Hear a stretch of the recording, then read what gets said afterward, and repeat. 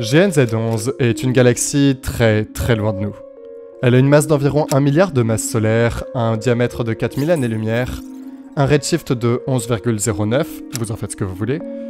Elle produit des étoiles 20 fois plus vite que notre Voie lactée et elle a un bon 13,4 milliards d'années d'âge. En gros, c'est une très belle bête.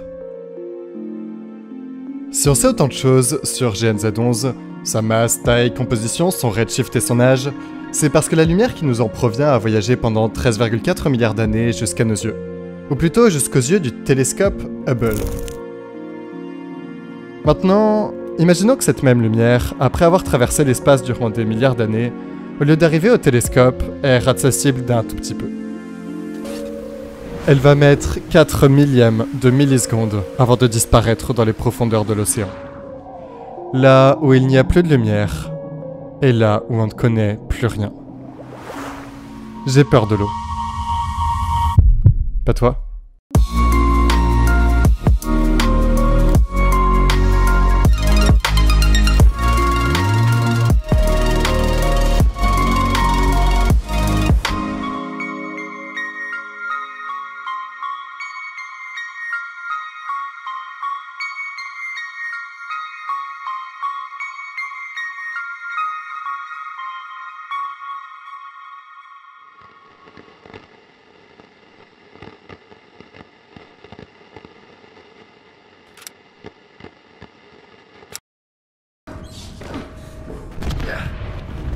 Launch in 3, 2, 1.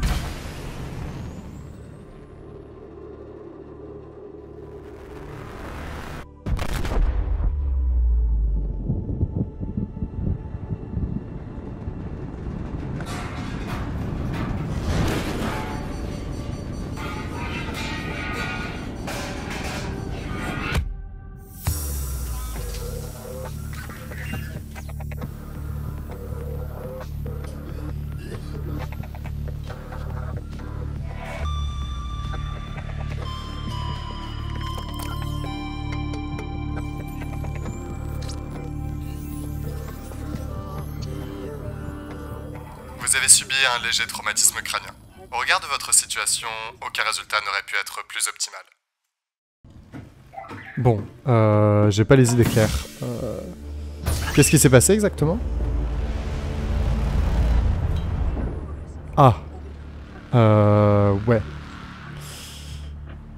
Y a rien à l'horizon. Donc,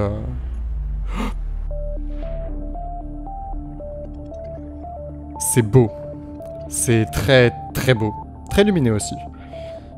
Bon, faut croire que j'étais particulièrement attaché à mon extincteur, et après avoir mis en voie d'extinction les champis du coin, par pur misclic, je l'ai utilisé sous l'eau. Et ça m'a propulsé en arrière. Ok, 2 trucs. Ça, c'est la 3e loi de Newton. Action, réaction. Et le peu de jeux qui prennent en compte la physique comme ça, souvent, ils sont bien. Mais surtout, c'est comme ça que fonctionne une fusée. Bon, après avoir enfin mis mon extincteur de côté, on va pouvoir commencer à aller explorer. Et...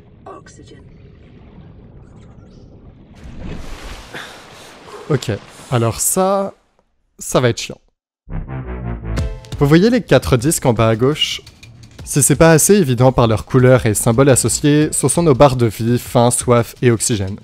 Les 3 premières sont assez évidentes. Faut pas se faire taper, faut bouffer des poissons, encore mieux s'ils sont cuits, et faut boire des pochons. Mais ce qui rend ce jeu différent, sa stratégie océan bleu, littéralement, c'est l'eau. Et indirectement l'oxygène. Parce qu'actuellement je suis dans un monde ouvert en 3D, et ce qui m'empêche d'aller plus loin, c'est pas un double saut que je peux pas faire ou un arbre que je peux pas couper. C'est le fait que dans l'eau, j'ai que 45 secondes d'oxygène. Et 45, c'est pas beaucoup. Autour de notre capsule de survie, on va trouver tout ce qu'il nous faut pour commencer à améliorer notre équipement.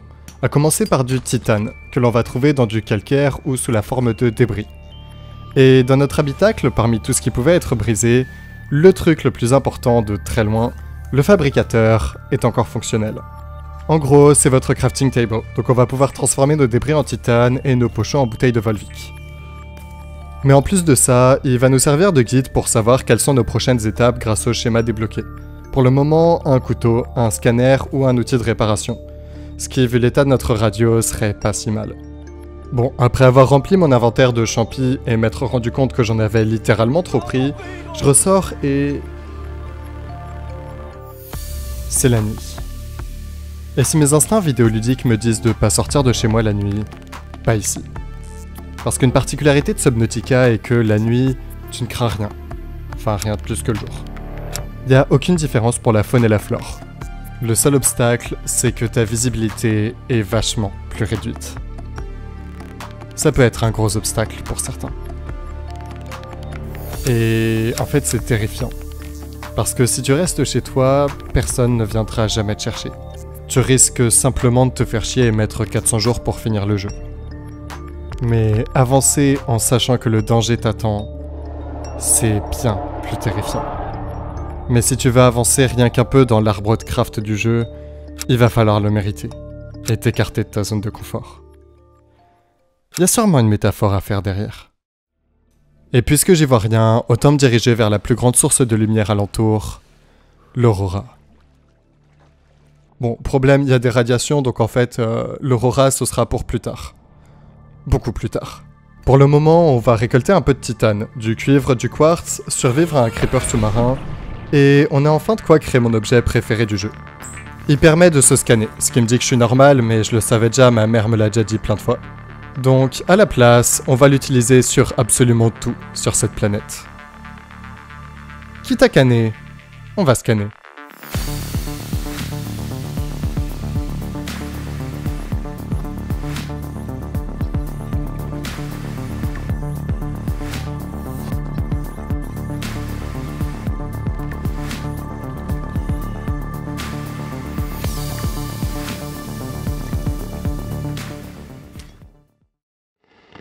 Aurora, ici le Sunbeam. Est-ce que vous me recevez? J'ai bien reçu votre appel de détresse, mais on n'est pas exactement à la porte, à côté. Avez-vous besoin que l'on vienne? Terminé. Vous aurez remarqué que durant la phase de scan, on n'a pas eu que de la faune ou de la flore, mais aussi pas mal de caisses de fabrication humaine encore relativement intactes. Et à l'intérieur, on trouve souvent des trucs très sympas, qui une fois scannés vont nous débloquer un nouveau schéma à créer. Certains qu'on va vouloir faire immédiatement et certains qui vont attendre un bon 15 heures de jeu avant d'être envisageables. Et un cycle de jeu, vous l'aurez compris, ça fonctionne à peu près comme ça. On va scanner un nouveau schéma qui va nous permettre d'aller plus loin, plus profond, plus longtemps sous l'eau. On récolte les matériaux qui nous permettent de le construire et ça nous donne accès à une nouvelle zone où on peut recommencer. Et la première étape dans notre Metroidvania aquatique, que j'aurais pu faire il y a 1 heure quand je pouvais déjà, c'est de crafter ce qui me permet d'avoir 30 secondes de plus sous l'eau. Mais encore plus que ce masque à oxygène, ces palmes ou ce couteau, laissez-moi vous présenter le Sea Glide. En fait c'est simple, une fois que vous commencez à l'utiliser, ça devient trop difficile de s'en passer, par sa fluidité de contrôle et surtout sa vitesse, qui permet d'explorer plus vite sous l'eau et donc de rester plus longtemps dans les endroits intéressants et profonds. D'ailleurs, ce sera à peu près la même chose pour tous nos prochains véhicules. On va vite se rendre compte que nager, non seulement c'est lent, mais c'est surtout dangereux. Parce qu'on n'est pas exactement haut de la chaîne alimentaire ici. Et justement, voici le premier animal de classe Léviathan qu'on va rencontrer. Heureusement pour nous, celui-là est végétarien donc il va rien nous faire. Mais le fait qu'on précise dans sa description qu'il est végétarien et de classe Léviathan séparément, ça indique qu'il existe des poissons de classe Léviathan qui se nourrissent d'autre chose que de plancton.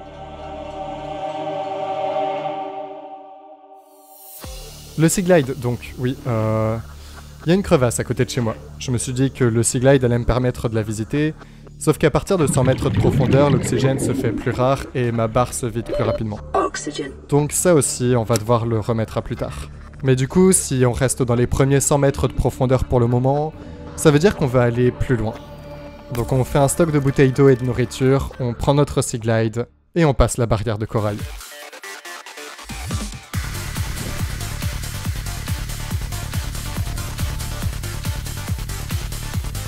Dans une zone d'herbe rouge, j'ai pu trouver les schémas de 2 objets qui seront essentiels. Un bioréacteur et un Seamoth. Le bioréacteur, bon j'ai pas besoin de vous l'expliquer, mais le Seamoth, pour faire simple, vous prenez le Sea Glide, vous le faites aller plus vite et vous mettez de l'oxygène à l'intérieur, et vous obtenez le moyen de transport le plus utile du jeu. Puisqu'une fois que vous avez un Seamoth, vous n'êtes plus obligé de respirer à la surface, vous pouvez respirer dans votre Seamoth. Ce qui veut dire que vous pouvez descendre. Et il va falloir descendre. Bon, par contre, au niveau des arbres de craft, ça commence à devenir un peu chiant. Bon, certes, c'est pas le zénith, mais quand même. On va trouver du cuivre dans les mêmes gisements de calcaire que ceux où on trouvait du titane. Pour le plomb, l'argent et l'or, on va devoir chercher un petit peu plus profond ou dans des grottes pour trouver des gisements de grès. Et c'est à peu près tout ce dont on va avoir besoin, sauf 2-3 exceptions près, puisque la faune et la flore ne servent pas pour les arbres de craft. Bon, pour le moment, j'ai pas mon Seamoth, ce qui fait que j'utilise un petit peu trop mon Seaglide et que j'ai vidé sa batterie. Donc j'en ai changé la pile et ça a été ma première interaction avec l'utilisation de l'énergie dans ce jeu. En gros, tout utilise de l'énergie, que ce soit les véhicules, le scanner, mon nouvel outil de réparation ou même le fabricateur.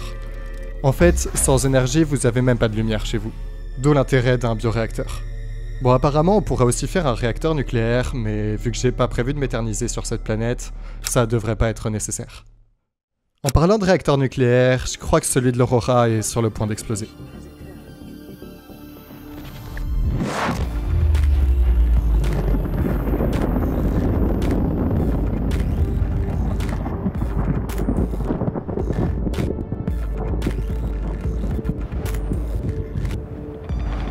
Ça m'a permis de débloquer la combinaison anti-radiation qu'on va crafter pour aller chercher des trucs sympas autour de l'explosion.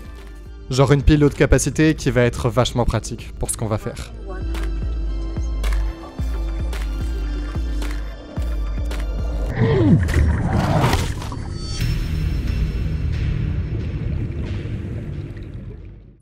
J'ai hâte de partir d'ici.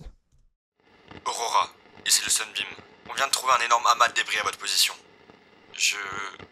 Combien d'entre vous... On est en train de chercher un endroit pour se poser et venir vous chercher. Tenez bon. Terminé.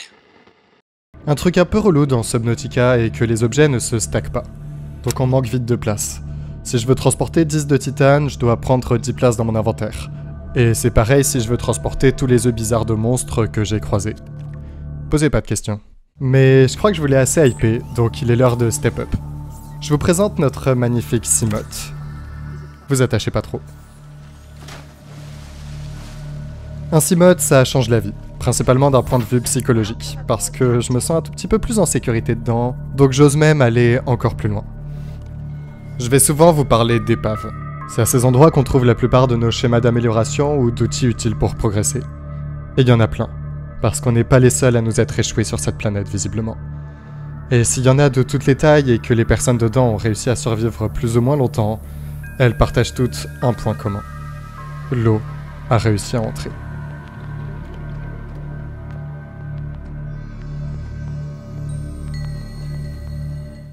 Ici l'officier Kin, dans le pod de Survie 19. Le capitaine nous a quittés. Je prends donc le commandement. La dernière action du capitaine a été de me donner les coordonnées d'un terrain émergé. Nous sommes donc regroupés à un demi-kilomètre au sud-ouest de la zone du crash. Si vous m'entendez, bonne chance et restez groupés. C'est sur ma radio que je reçois leur localisation, accompagné souvent des derniers instants de leur capitaine. Et si on met de côté la déprime que ça imprime en moi de m'imaginer seul sur cet enfer bleu, ayant pour seul contact humain que les derniers instants des personnes dans ma position, je sais que j'ai intérêt à m'y rendre. Un des messages que j'ai reçus sur ma radio semble parler d'une île. Je pensais pas que ça existait ici, ça me rassure un peu. Et la première chose qu'on remarque en approchant de l'île, vu qu'on arrive par en dessous, c'est les gigantesques blobs roses qui arrivent à la soutenir. Et en fait, c'est pas la première fois qu'on en voit. Simplement, ceux qu'on avait vus avant n'avaient pas vraiment cette taille. Et c'est à partir de là que le jeu va vous mettre en tête cette perception difforme des grandeurs. Parce qu'en réalité, à l'échelle de la planète ou de ses habitants, on est particulièrement petit. En remontant à la surface, la première chose à faire, c'est de tout scanner. Certes, c'est compulsif, désolé. Mais ensuite, on va apercevoir 3 épaves, qui vont vous faire prendre conscience de la réalité de votre situation. Non seulement vous êtes tout petit, mais vous êtes surtout seul. Vous êtes libre de scanner les chaises, les bureaux, les plantes, récupérer les données précédentes ou la tablette étrange sur le sol. Ça ne changera rien à cet état. Je sais pas trop à quoi je m'attendais à vrai dire. Me dégourdir les jambes m'a fait du bien et j'ai pu trouver du lithium, mais j'ai vraiment pas envie de m'éterniser sur cette planète. J'aimerais bien que le prochain message sur ma radio soit celui de quelqu'un qui vient me chercher, et pas l'inverse. Ça me changerait, pour une fois. Aurora, on vient de trouver une île qui est mieux que les autres pour se poser, on va dire. On sera là dans une dizaine de minutes. On vous envoie les coordonnées. Terminé. Enfin. On va enfin pouvoir partir de cette planète. Et comme pour nous souhaiter au revoir et bonne chance, on a le droit à une éclipse pour nous accompagner.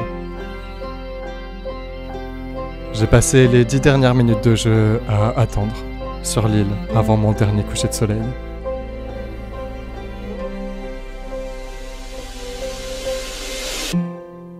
Survivants, on vous voit, on va vous ramener à la maison. Je ne sais pas comment vous avez survécu. Et ça y est, c'est fini. Atterrissage dans 10, 9, 8, 7...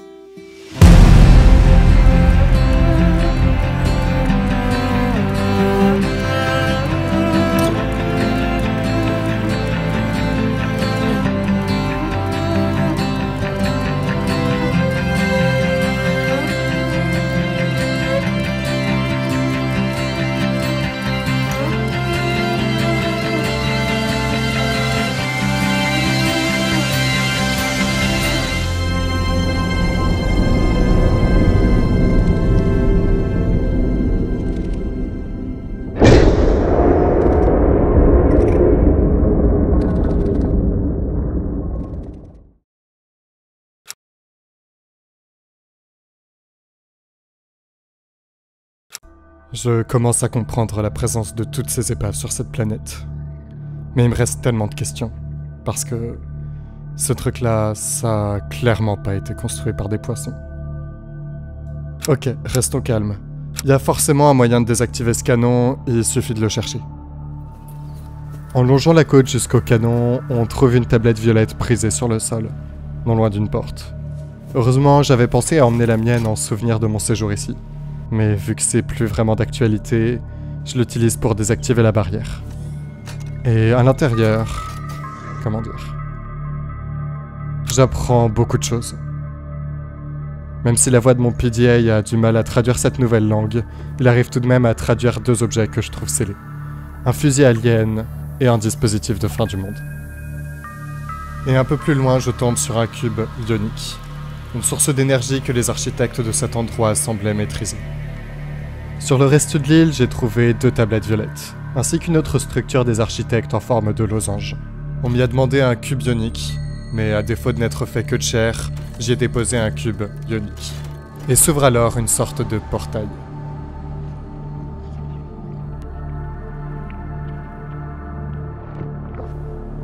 Et je m'attendais à tomber dans le bâtiment en dessous, mais... attendez, je reconnais cet endroit, c'est... je suis sur la première île, là. Ok, ça veut dire 2 choses.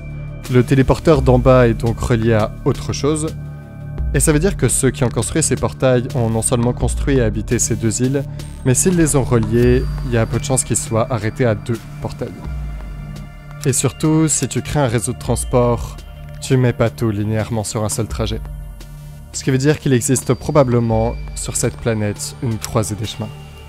Je dirais bien qu'elle se trouve derrière ce portail, mais visiblement l'ouverture se fait que depuis l'autre côté, encore une fois. Ce qui veut dire que... c'est tout. C'est tout ce que je peux faire.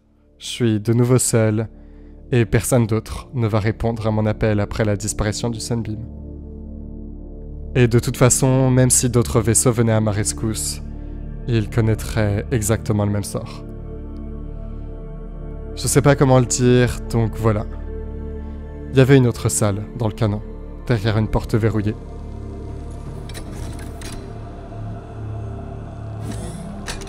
Dedans, j'ai trouvé un terminal de contrôle qui semble alimenter la structure. Et il y a un gros bouton pour l'éteindre. Le problème, c'est que... je suis infecté. Un message de fond est diffusé dans toute cette installation. Cette planète est actuellement en quarantaine.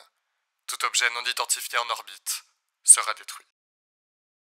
Après l'incident du Sunbeam, j'ai erré pendant longtemps. Sans trop savoir ce que je cherchais, pourquoi je faisais quoi que ce soit. J'ai récupéré de nouveaux matériaux, scanné de nouvelles espèces et amélioré mon équipement, mais quelque chose semblait différent.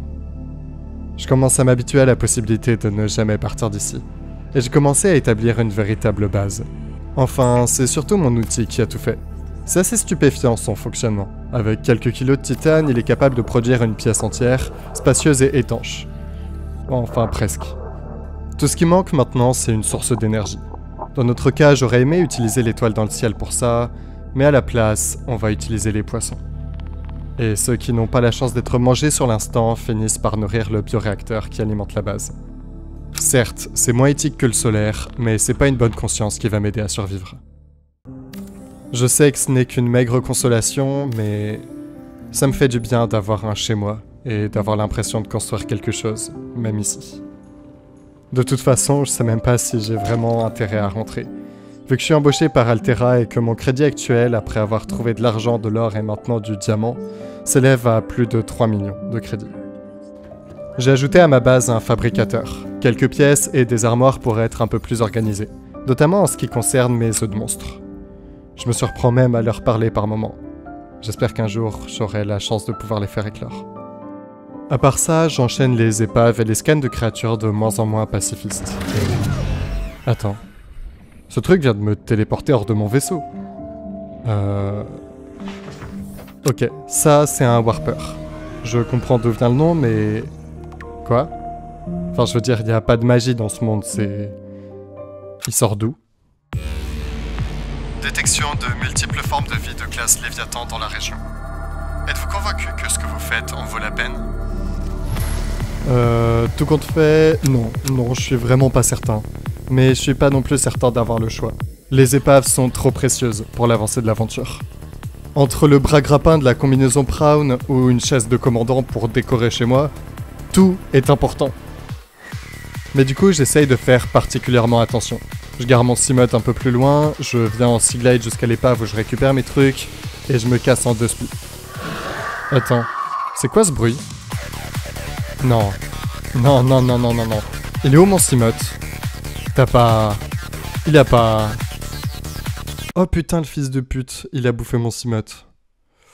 Alors toi je vais pas t'oublier. Bon, ça m'a pris 20 minutes de refaire un Seamoth et de tout recréer, mais du coup je vais pas refaire la même erreur. Quelle journée de merde. Vous êtes sûr que je peux pas récupérer le fusil alien? L'infection continue de progresser en moi, et je la remarque de plus en plus dans l'écosystème environnant. Ces sortes de taches vertes sur les animaux. Mais ce qui me fait me poser le plus de questions, c'est la présence de traînées lumineuses derrière certains Peppers. Une race de poissons particulièrement rapide. Après avoir scanné l'individu, il semblerait qu'il est également infecté, mais que l'infection est dormante. Sûrement à cause de l'enzyme se trouvant dans son estomac.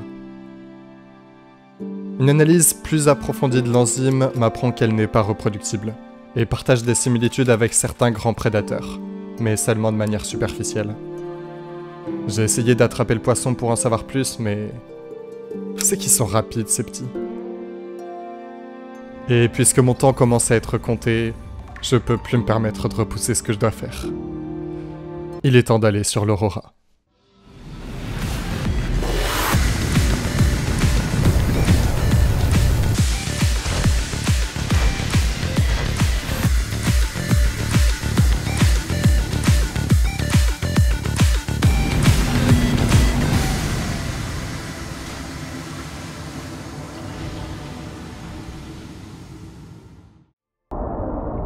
L'Aurora est en très mauvais état. Et pour avancer, je dois utiliser un extincteur, mon découpeur laser pour m'ouvrir le chemin, et ça c'est quand je dois pas dégager les objets qui me barrent la route. Mais malgré la chaleur, les courants ou l'électricité en contact avec l'eau, il est nécessaire que je passe ici. Autant pour faire mon deuil de cette vie que je menais à bord du vaisseau, que pour récolter les fragments restants qui me seront très utiles. Mais d'abord, pour ma sécurité et accessoirement celle de la planète, on va se rendre dans la salle des machines, elle aussi particulièrement mal en point. On va donc essayer d'empêcher l'explosion du réacteur, ce qui va mener à l'arrêt de la propagation des radiations. Au total, il y a une bonne dizaine de fissures qu'il va falloir ressouder, et le tout en essayant d'éviter les petites saloperies qui... Putain, il m'a encore mordu. Voilà, maintenant que ça c'est fait, je peux aller chercher ce qui m'intéresse vraiment. Bon, d'abord on va devoir éteindre le feu. Si il veut bien arrêter de se rallumer.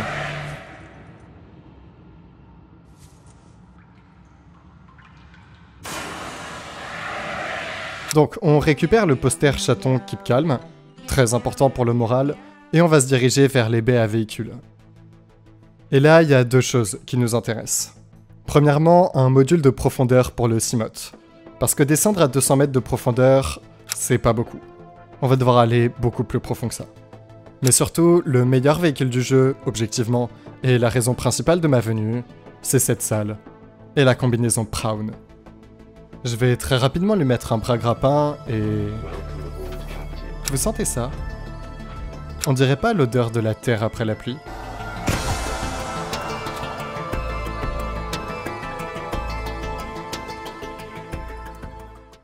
Ah, et dans la salle du capitaine, j'ai aussi récupéré les plans d'une fusée. C'est sûrement rien d'important. Avec tout ce qu'on vient de récupérer, et comme promis, on va commencer à descendre. Premièrement, dans la crevasse à côté de chez moi, à laquelle j'avais pas accès tout à l'heure. Et c'est ici qu'on va tomber sur notre première base du Degasi. Un ancien vaisseau qui s'est écrasé ici il y a beaucoup plus longtemps, mais pour la même raison. Les survivants du crash de Degasi sont sûrement ceux qui sont à l'origine des constructions qu'on avait trouvées sur l'île. Parce que, sur l'île comme ici, on dirait fortement l'œuvre d'un constructeur d'habitat. Je suis donc pas le seul à avoir survécu plus d'une journée sur la planète, ce qui est extrêmement rassurant. Ce qu'il est beaucoup moins par contre, c'est ce qu'il écrit dans son journal. C'est la première fois depuis plusieurs mois que je vois la lumière du soleil. Après tout ce temps passé dans les profondeurs, j'en rêvais. Maintenant que je suis de retour ici, j'ai du mal à en profiter seul. Père avait raison, ils ne veulent pas de nous en bas. Malgré tous mes efforts, la maladie s'empare de moi, et les visions s'aggravent. Marguerite et Père font maintenant partie de l'écosystème de cette incroyable planète. C'est rassurant de savoir que, quand je partirai, je les rejoindrai. D'ici là, eh bien, il y a toujours le paysage. Avant de mourir, les survivants du crash du Degasi ont eu le temps de construire une deuxième base, beaucoup plus inaccessible, et surtout avec des problèmes de voisinage. Vous pensez qu'il m'a vu? Peut-être qu'il m'a pas vu, hein. Non mais c'est sûrement sa manière de dire bonjour. Ok, oui, bon, il m'a totalement vu et il est en train de bousiller mon Cimote, le bâtard. Toi non plus, je vais pas t'oublier. Mais malgré un accueil à coup d'impulsion électromagnétique, dès qu'on entre, on comprend que ça valait le coup de venir. Non pas pour le générateur de bouclier du Cyclops, mais parce qu'on a désormais une machine à café. Et je sais que vous allez pas me croire, mais il y a encore mieux.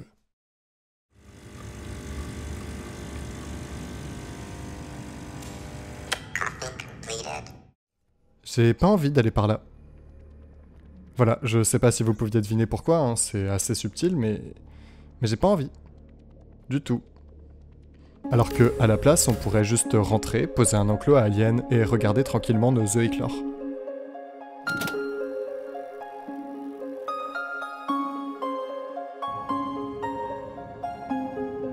C'est objectivement le jeu du siècle. Par contre, c'est bizarre, je reconnais toutes ces espèces, sauf celui-là. Le câlineur. Je veux dire, je le saurais si je l'avais vu. Il est beaucoup trop mignon. Malheureusement, on va devoir leur dire au revoir pendant un moment. Parce que cette base que j'ai créée, elle est littéralement à côté du spawn, et ça commence à perdre trop de temps de faire en continu les allers-retours. Donc à la place, on va descendre dans les profondeurs. Et on va chercher un endroit un petit peu mieux pour se poser. Et c'est à 500 mètres de profondeur qu'on va entrer dans notre première zone de fin du jeu. La rivière perdue.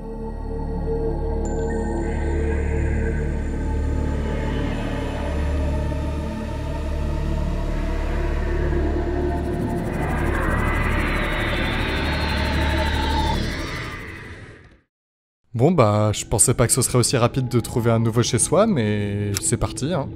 Donc on monte dans notre Cyclops. Ah oui, j'ai un Cyclops du coup, voilà. je l'ai sponsorisé par Displate. Voilà. Et même si ça m'a pris beaucoup trop d'heures de déménager, je crois que ça valait le coup. Enfin, je vous laisse juger.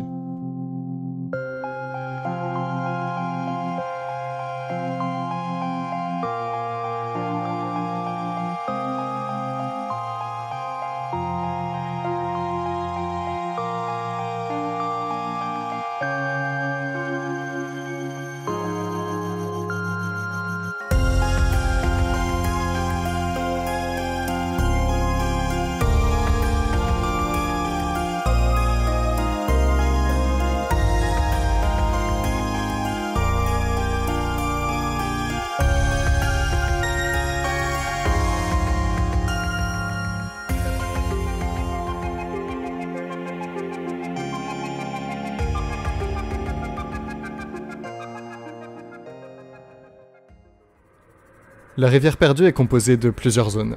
La plus belle est celle où j'habite désormais, la crique de l'arbre, le champ d'ossement, la forêt fantôme avec notre nouveau meilleur ami, mais surtout des réponses. À commencer par le laboratoire de la rivière perdue, qui étudie les ossements précédemment mentionnés. Il semblerait qu'il existait il y a très longtemps des créatures encore plus grandes que les Léviathans rencontrés. Heureusement, ils datent d'un million d'années et ils ont disparu depuis. Mais il existe une deuxième structure alien, beaucoup plus imposante, et qui, au lieu de traiter de fossiles de créatures disparues depuis bien longtemps, traite des occupants actuels de la planète, et surtout de leurs maladies. Ce terminal parle d'une bactérie dénommée Kara.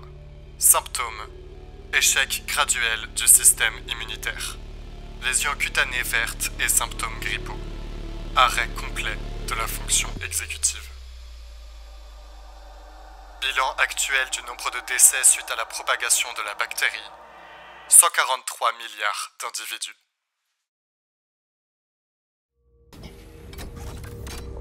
Le centre de recherche étudiait également particulièrement les Peppers et les Warpers, dont j'ai retrouvé l'ensemble d'un corps démembré. Apparemment, bien que ceux-ci soient en vie, leurs systèmes digestifs et pulmonaires ont été remplacés par une pile embarquée. Et ils ont reçu des greffes biologiques et mécaniques importantes, dont une technologie leur permettant de se téléporter à volonté. Ils ne viennent pas d'ici. On dirait des tueurs programmés. Enfin, le terminal mentionne un Léviathan d'une espèce non identifiée, désigné par la suite comme Empereur des mers. Ces ossements semblaient révéler une propension à l'immunité à la bactérie Kara, mais le spécimen étant trop grand, une installation particulière a été construite dans une région bien plus en profondeur. Il existe un troisième et dernier centre alien, une centrale thermique à 1200 mètres de profondeur. Et c'est sûrement là-bas qu'on va trouver les dernières réponses.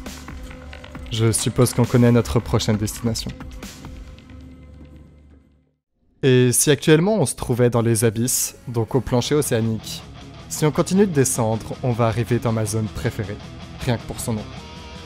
La zone adopélagique. Bienvenue dans l'enfer des océans.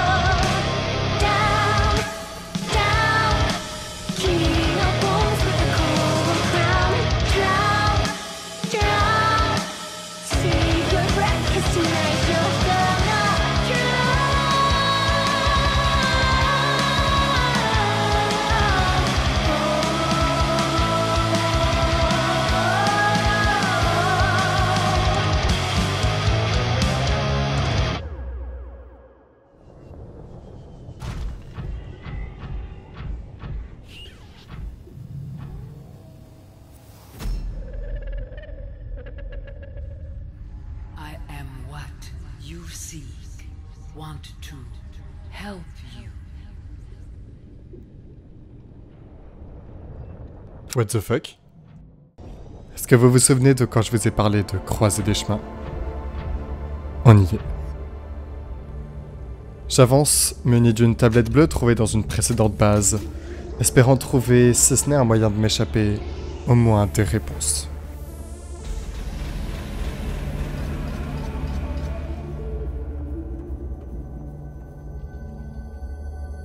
Au centre de la structure se trouve une grande salle octogonale, dont un seul des 8 chemins est encore bloqué.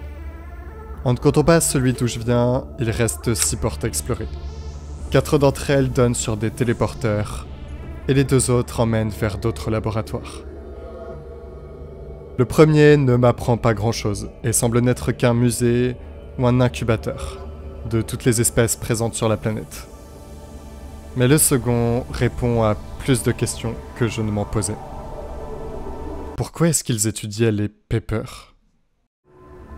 Et la réponse la plus simple, c'est parce qu'ils sont rapides. Lors de leurs études sur la maladie Kara, ils ont découvert que les Papers, suite à l'exposition à l'enzyme 42, commençaient à se remettre de leurs symptômes. L'intérêt de l'étude sur les Papers est qu'ils sont partout sur la planète, rapides et donc particulièrement efficaces pour transmettre des enzymes à toutes les autres espèces. Leur manière de distribuer les vaccins, c'était les Papers. Et si cela ne fonctionnait pas et qu'ils devaient supprimer des mauvais individus, ils avaient toujours des Warpers.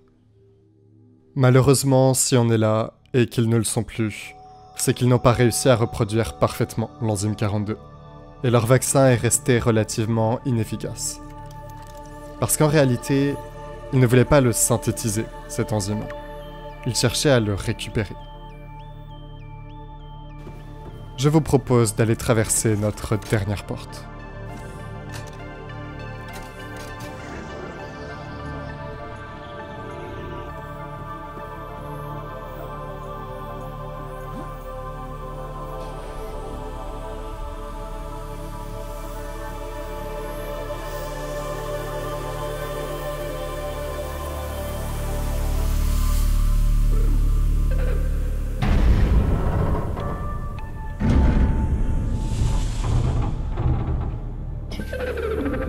Are you here to play?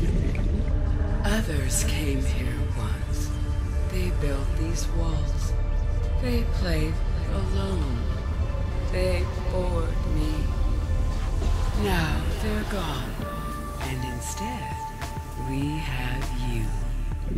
We are curious whether you swim with the current or fight against it as they did.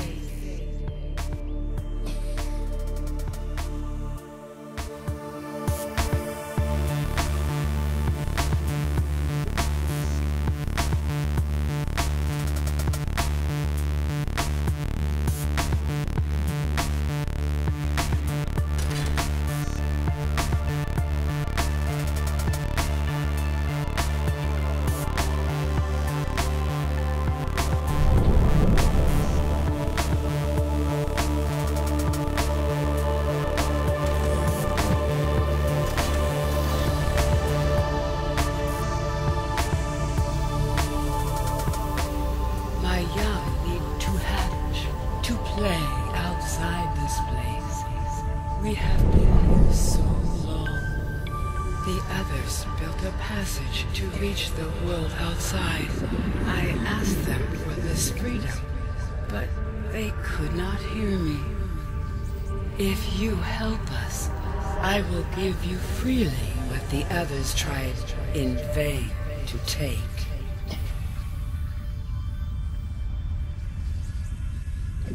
Ce que je veux, un vaccin. Un vaccin pour pouvoir enfin partir d'ici. D'autant plus que le temps commence à me manquer.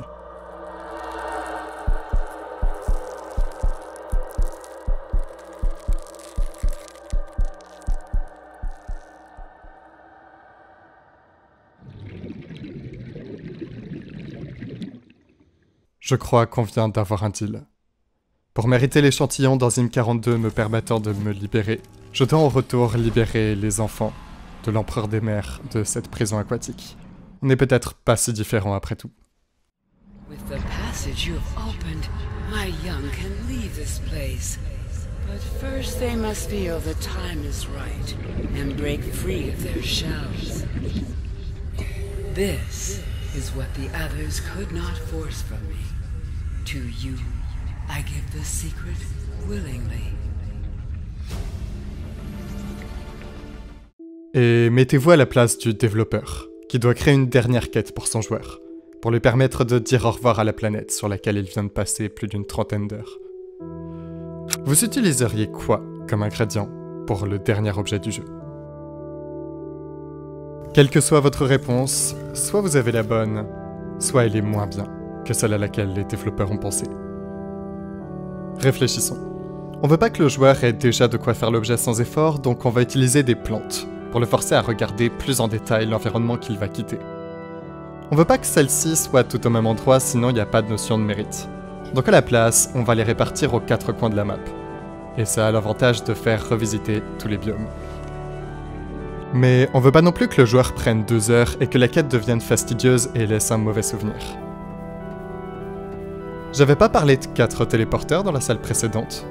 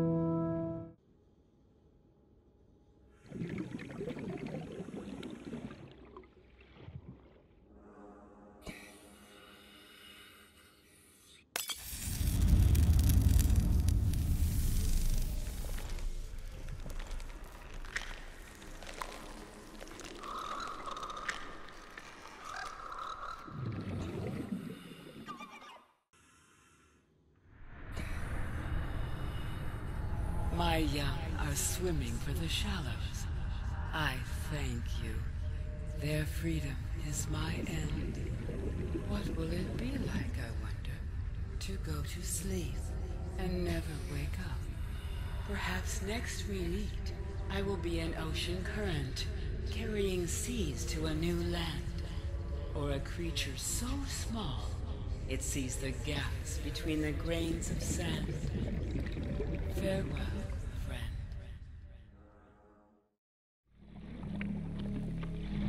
Maintenant que notre part du marché est accomplie, notre récompense nous attend. L'enzyme 42.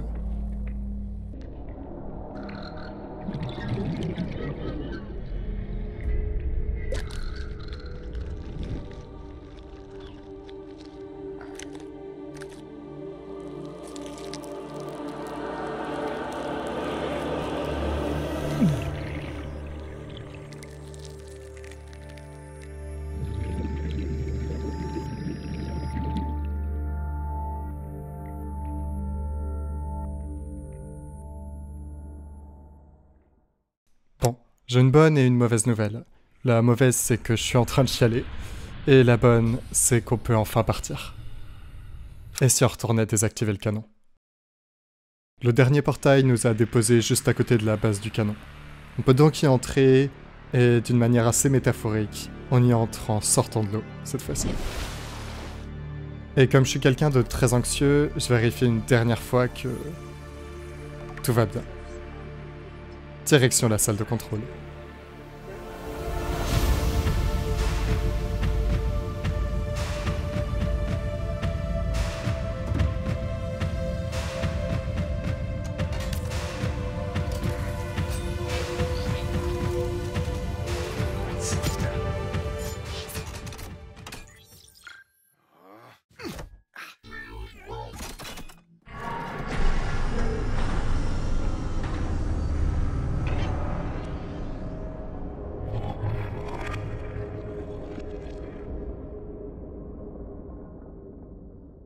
Maintenant, la fusée.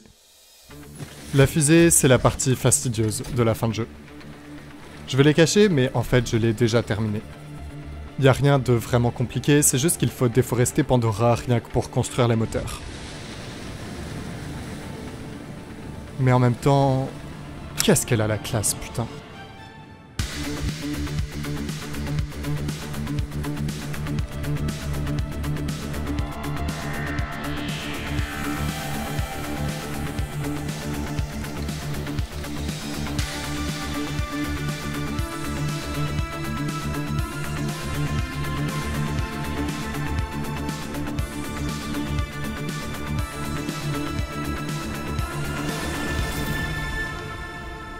Et en vrai, sur le moment, j'avais envie de me casser directement. Mais si vous lancez la fusée maintenant, vous mourrez. Le canon n'est pas désactivé. Abruti. Je sais que c'est un peu cliché, le coup du « maintenant que je peux partir, j'ai plus envie de partir ». Mais rassurez-vous, déjà j'ai vraiment envie de partir, mais c'est juste qu'avant ça, il me reste 2 choses à régler. Premièrement, vous vous souvenez du câliner, le poisson que j'avais vu nulle part ailleurs? Il est temps de relâcher notre meilleur ami.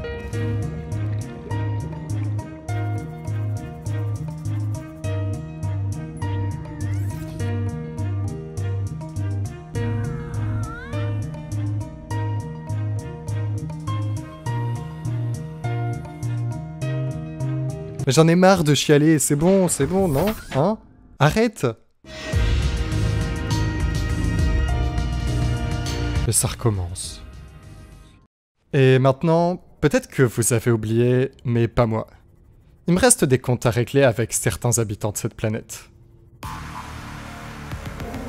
Détection de multiples formes de vie de classe Léviathan dans la région. Êtes-vous convaincu que ce que vous faites en vaut la peine? Cette fois, oui.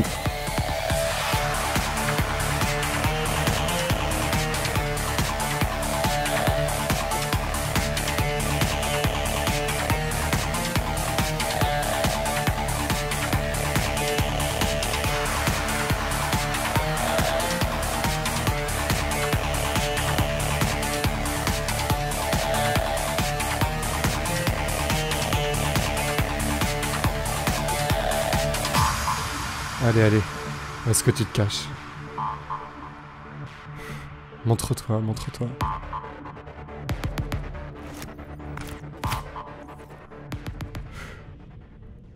Allez.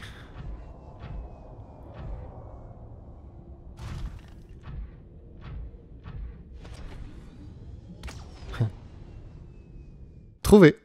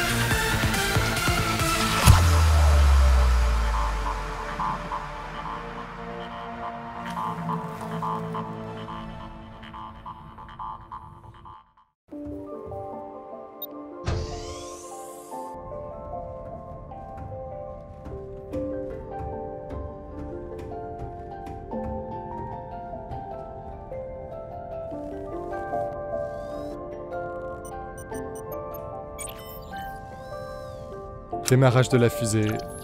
Ready to launch on your command, Captain. Il est temps de partir. Launch in 10, 9, 8, 7, 6, 5, 4, 3, 2, 1.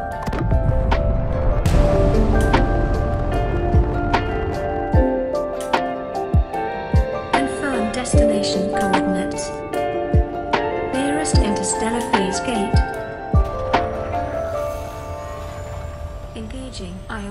boosters in 3, 2, 1.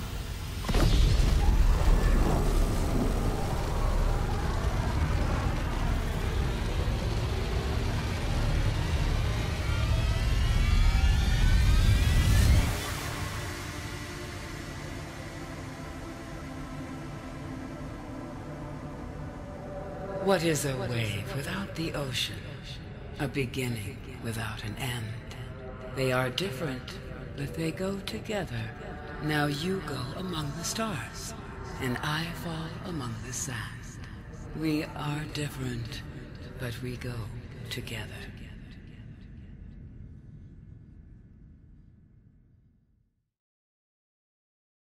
Réception d'un message environnant la planète. Traduction en cours. La bactérie Kara a été découverte lors de l'exploration par mon peuple de mondes plus éloignés. La contagion s'est alors rapidement répandue à travers nos colonies, décimant une grande majorité de ma population. En urgence, certaines planètes ont été désignées pour la recherche d'un vaccin, comme ici. Seulement, nous n'avions pas pris en compte l'existence de ce genre de monstre. Un Léviathan vient de sérieusement endommager le bâtiment. Je pense qu'on n'en a plus pour longtemps. Nous avions 315 individus infectés pour faire des tests et arriver à un vaccin. Lors de l'attaque du Léviathan, leur isolement a été impacté. Les Warpers ont réussi à en éliminer 314. Le dernier est resté introuvable. Je n'ai plus le choix, je dois activer le protocole de quarantaine. Si vous recevez ce message, n'approchez surtout pas de la planète. C'était Drios, merci d'avoir regardé, et vous inquiétez pas, on se reverra.